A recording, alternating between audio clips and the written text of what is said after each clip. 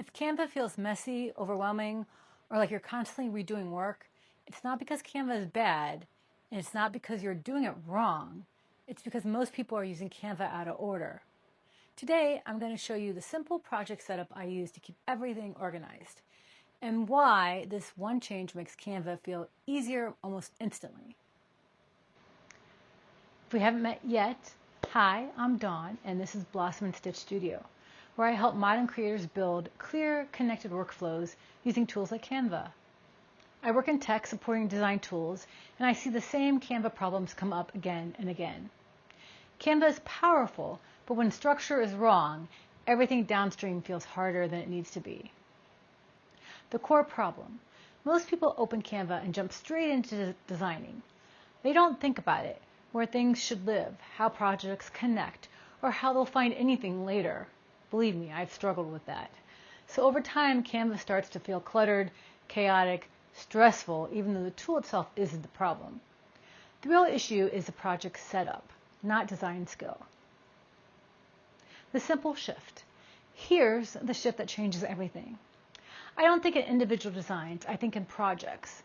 Once you organize Canva around projects instead of random files, everything becomes easier to manage, reuse, and finish.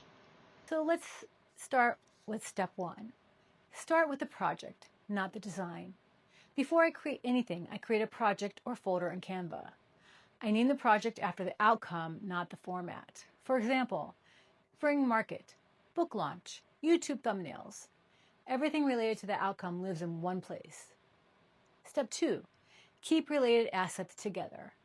Inside each project, I keep drafts, duplicates, working versions, and final files. I'm not trying to keep things perfect. I just want everything together, so I'm not searching my entire Canva account every time I need to find something. Step three, duplicate intentionally.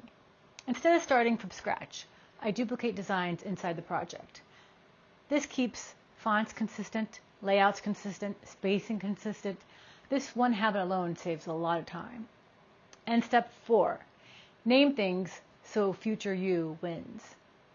I name files clearly, not untitled design, not final version 3, more like QR sign table, checklist, print, thumbnail, video 5.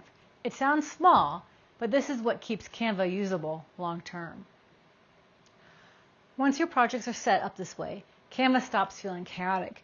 You spend less time searching, recreating, second guessing, and more time actually finishing things.